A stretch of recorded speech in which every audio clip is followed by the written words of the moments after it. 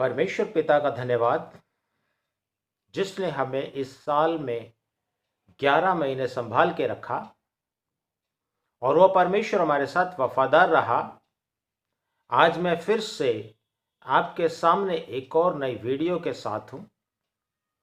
आप लोगों ने भी बहुत प्रेम प्यार और वीडियो को लाइक करके हमारा प्रोत्साहन किया है, आपको भी धन्यवाद। आज मैं आपको पश्चाताप और विश्वास करने के विषय में कुछ बताने वाला हूं। Repent and believe. आइए हम इसके लिए एक वचन पढ़ते हैं, मरकुस 1:15। और कहा समय पूरा हुआ है और परमेश्वर का राज्य निकट आ गया है। मन फिराओ और सुसमाचार पर विश्वास करो। यूहन्ना बपतिस्मा दाता क्या बोल रहा है? मन फिराओ और सुसमाचार पर विश्वास करो। मन फिराओ एक बहुत ही महत्वपूर्ण चीज है हमारे जीवन में। यदि आपने मन नहीं फिराया और प्रभु में चलते गए तो ये जरूरी है कि आप कुछ सप्ताह, कुछ महीने, कुछ साल तक चलो, उसके बाद वापस लौट जाओ। बहुत बार हमारे प्रचारक भाई लोग, प्रभु के दास लोग इस बड़ी गलती को करते हैं। वो लोगों के भावनाओं के साथ बात करते हैं। भावनाओं में बह करके लोग हाथ उठाते हैं, प्रभु यीशु मसीह के पीछे चलने का निर्णय लेते हैं, लेकिन जब वो समस्याओं में होकर के चलते हैं, दुख क्लेश आना शुरू हो जाता है, कष्टों में चलते हैं, तो वो पीछे चले जाते हैं। वो उनकी इच्छाओं के साथ डील नहीं करते, इच्छाओं के साथ बात नहीं करते। जब आपकी इच्छा आपके साथ काम करती है, आपकी इच्छा शक्ति से आप पूरी शक्ति के साथ, पूरे होश और हवास में, when your will changes, then real repentance takes place. Emotional नहीं, फीलिंग्स नहीं, real will has to be changed. आपकी इच्छाएं बदल जाना चाहिए। आपकी इच्छा प्रभु के पीछे चलने के विषय में बहुत ही दृढ़ हो जाना चाहिए, जिसके परिणाम स्वरूप आप प्राण देने तक विश्वास योग्य रहेंगे।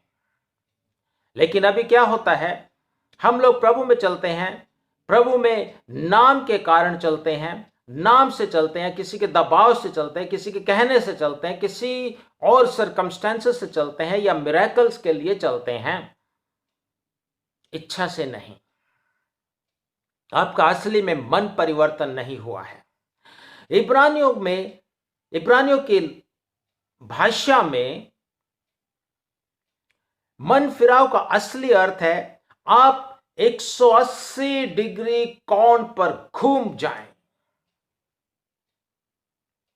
90 नहीं, 120 नहीं, 130 नहीं, 170 नहीं, कंप्लीट 180 डिग्री के कोण पर घूम करके वापस चले। इसका मतलब आपके जीवन में यू टर्न होना बहुत जरूरी है। मन फिराव आपके जीवन में यही करता है। वास्तव में यदि आपने मन फिराया है, प्रभु के पीछे चलना शुरू किया है, तो आप प्रभु के साथ ईमानदार रहेंगे। हर परिस्थिति में, हर सिचुएशन में, हर हालातों में, हर कंडीशन में आप प्रभु के लिए वफादार बने रहेंगे। यदि आपने मन नहीं फिराया तो आपका 50% संसार में, 50% प्रभु के साथ वो दुचिता मन बना रहेगा। 50% आप परमेश्वर को खुश करेंगे, 50% आप संसार में। आप जानते हैं मैं क्या बात कर रहा हूं। यानी कि जब संसार की बात आती है, you are to please this world. आप संसार को पसंद करते हैं, संसार को प्रेम करते हैं, और 50% आप परमेश्वर के भवन में रहते हैं, परमेश्वर के साथ परमेश्वर को खुश करने की कोशिश करते हैं, जिससे परमेश्वर की दृष्टि में वो आपका 50% जीरो हो जाता है। इसका कोई मायने परमेश्वर के साथ नहीं है, कोई 50% परमेश्वर का रिवॉर्ड नहीं है। बहुत बार जो है हम लोग कहते हैं कि प्रभु मैं आपके पीछे तो चलता हूं, लेकिन बहुत बार चलते चलते चलते चलते हम मूर्तों से मन नहीं फिराते हैं, रीति रिवाजों से मन नहीं फिराते हैं, हमारे सोच स्वभाव से मन नहीं फिराते हैं, हमारा जो डीलिंग दुनिया के अंदर है उससे मन नहीं फिराते हैं, उससे परमेश्वर की ओर से हम कोई प्रतिफल नहीं पाते हैं। यदि आपका मन फिराव सही है, यूहन्ना बपतिस्मा दाता क्या बोल रहा है, दोबारा से एक बार हम फिर से पढ़ेंगे। और कहा, समय पूरा हुआ है और परमेश्वर का राज्य निकट आ गया है। मन फिराओ और सुसमाचार पर विश्वास करो। और सुसमाचार पर विश्वास करो।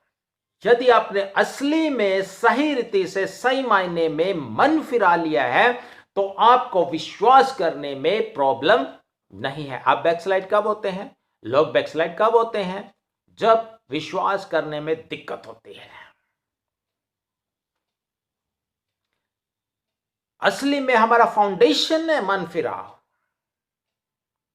अगर आपका मन फिराव फाउंडेशन सही रीति से है, उस पे आपने काम किया है, इच्छा शक्ति को डाला है, संपूर्ण इच्छा के साथ, निर्णय के साथ प्रभु के पीछे चलना शुरू किया, बिना किसी लोभ लालच और मिरेकल की आशा किए हुए, तो आप सुसमाचार पर विश्वास करने में कभी चूक नहीं करेंगे, जीवन भर उसके पीछे चलते रहेंगे।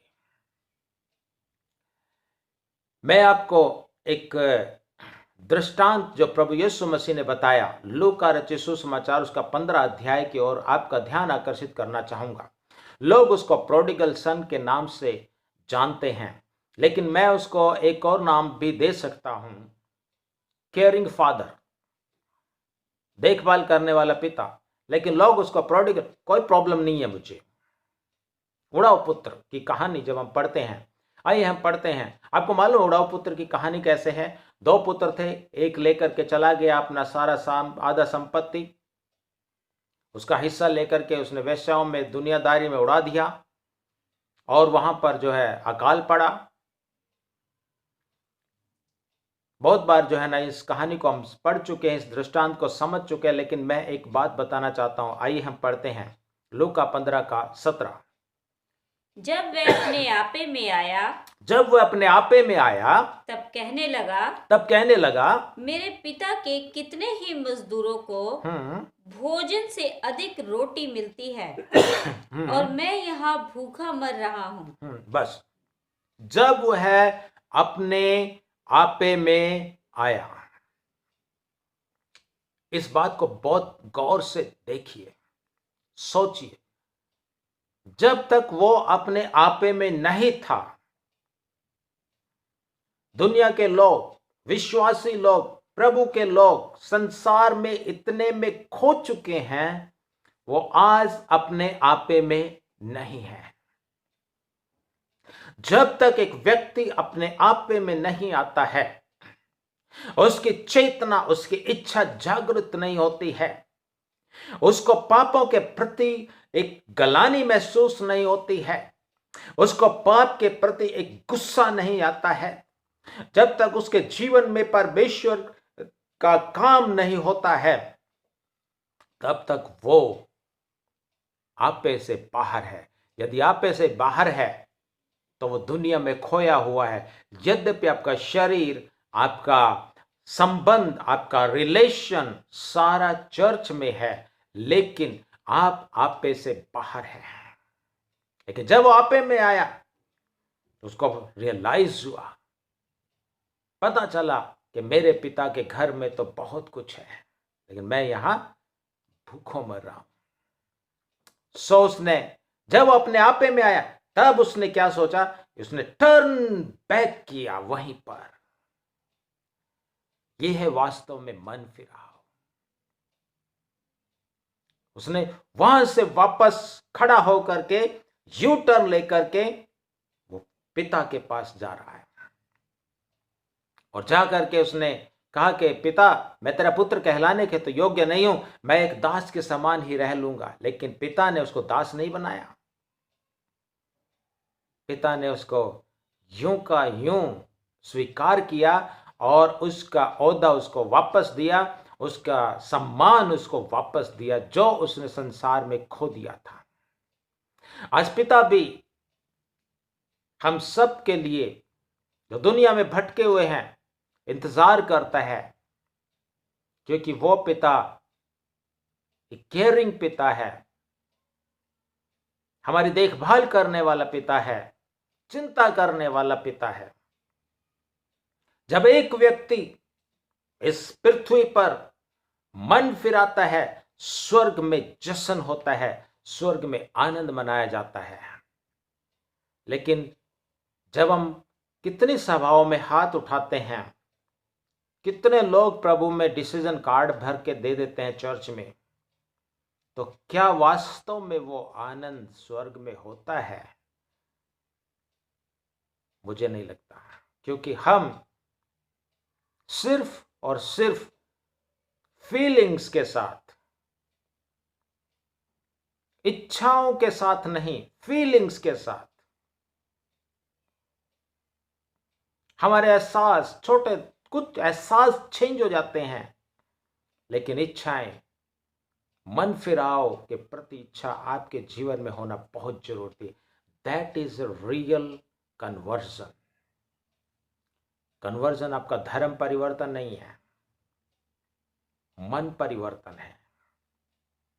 अपने जीवन में अपने आपे में आइए और प्रभु में आइए। आपको कभी भी किसी भी परिस्थिति पर, जीवन में किसी भी मोड़ पर विश्वास में कोई परेशानी नहीं आएगी। That I can guarantee you. और प्रभु भी आपका साथ नहीं छोड़ेगा। इसकी गारंटी देंगे कि आपके पास से सारे दुख और दर्द और क्लेश सब दूर हो जाएंगे, आपका सारे काम बनते जाएंगे, आप सब कुछ प्रॉस्पेरिटी में चलते जाएंगे। वो नहीं है इसका मतलब।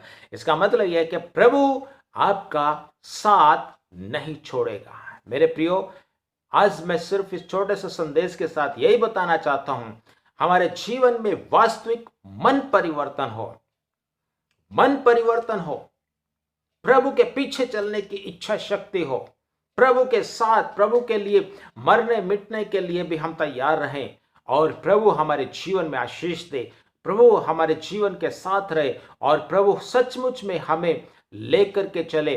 आपको विश्वास करने में दिक्कत नहीं आएगी।